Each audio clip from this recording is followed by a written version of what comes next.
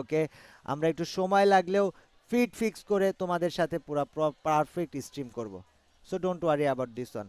আমরা একটু যাই আমাদের ব্যাকগ্রাউন্ডের অবস্থা দেখতে অ্যান্ড ডিভাইস এখানে প্রবলেমস আছে। ওকে গাইজ, আমরা এটা ফিক্স করে ফেলবো খুব দ্রুত। ওদের কমেন্টই শোনা যাচ্ছে, I know it will get fixed, একটু অপেক্ষা করো।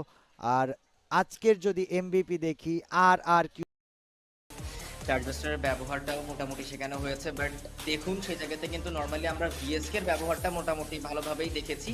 অ্যান্ড এর পাশাপাশি যেই নতুন ওয়েপেনটা এসেছে আইফারেস উইনচেস্টার, সেই উইনচেস্টারের কিন্তু ব্যবহারটাও বর্তমানে আমাদের ম্যাপের মধ্যে খুব ভালোভাবেই বেড়েছে। বিকজ একদম শুরু থেকেই আমরা প্রায় মোস্ট অফ দ্য প্লেয়ার্সদেরকেও কিন্তু এই ওয়েপেনটা ব্যবহার করতে দেখতে পাচ্ছিলাম, এবং লাস্ট সার্কেলে M79 আই মিন সার্কেল 6 এ সেখানে কিন্তু M79টা কিন্তু সেখানে ব্যবহার করা হয়েছে। সো এর পরবর্তীতে হচ্ছে আমরা যাব আমাদের অন্যান্য যেই সেগমেন্টগুলোতে। Let's see. একদমই এই সাইড থেকে হাইলাইটস যেটা বলছিলাম যে এমন একটা আসলে আনএক্সপেক্টেড ফাইট ছিল ইভোলসদের একটা অনাকাঙ্ক্ষিত এন্ট্রি হটশটও যেখানে আসলে ডমিনেট করার চিন্তা ভাবনা করছিল, সেখানে ইভোলস আবার এন্ট্রি নিয়েছিল অ্যান্ড আর কিউ ডার্টস আরসিদের এগেইনস্টে আসলে চেজ করা হয়েছিল হোপকে। প্রথম শটের পর একটা সিঙ্গেল শট, প্লেয়ার সেখানে নক, এটাই চার্জবাস্টারের ভূমিকা। রেই যে ব্যাপারে বলি, দেখো উপর থেকে আরেকটা টিমের এন্ট্রি হয়েছিল, সেখান থেকে একটা স্কাইলার এসেছিল, আমরা যদি বলি রিপটার রিদম অ্যান্ড নোভালি জিওন স্ট্রাইবার রেইদের এক তরফা প্রেশার করতে পারেনি। সেবা শেষ পর্যন্ত চেষ্টা করেছে এবং চেষ্টা চালিয়ে কিন্তু সফল তিনি হয়েছেন। ব্লকে এমভিপি রাশিয়াকে নক নিয়েছিল অ্যান্ড এইম ডটের এই জাম্প শটের পর নোভালি জিওনা যে নিজেদের ম্যান পাওয়ার গুলোকে আবার একটু রিকভার করে আনতে পারবে বা ফাইটটা থেকে রিকভার করবে, সেই সুযোগটা আর হয়নি, সেখান থেকে তারা ফিনিশ হয়ে গিয়েছে। অ্যান্ড লেটস সি এই মুহূর্তে কিন্তু আমার কাছে মনে হয় যে এই সাইড থেকে যেভাবে ম্যাচটাকে শেষ করেছেন কিনা লাস্ট পর্যন্ত কিন্তু আর কিউদের জন্য খুবই ভালো গিয়েছে।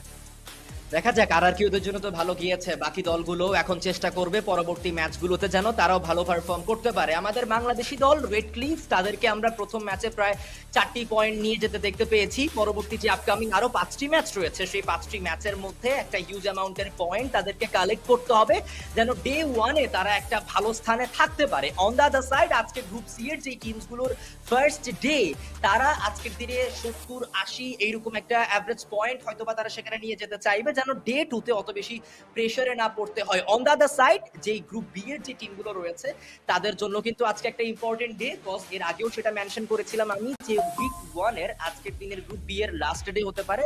উইক 2 তে গিয়ে তারা আরো একবার ম্যাচেস গুলো খেলার সুযোগ পাবে। সো উইক 1 এ যেন তারা একটা রিল্যাক্সিং সিচুয়েশনে থাকতে পারে, দ্যাটস রিজন তাদের একটা ভালো পয়েন্ট প্রয়োজন। তার জন্য হচ্ছে আজকের দিনটা খুবই ইম্পর্টেন্ট। ইতিমধ্যে আমরা ফার্স্ট ম্যাচে এজি গ্লোবালদেরকে দেখেছি, তারা খুব দ্রুত এলিমিনেট হয়েছে, বাট এলিমিনেশন পয়েন্ট তাদের কাছে ছিল। বাট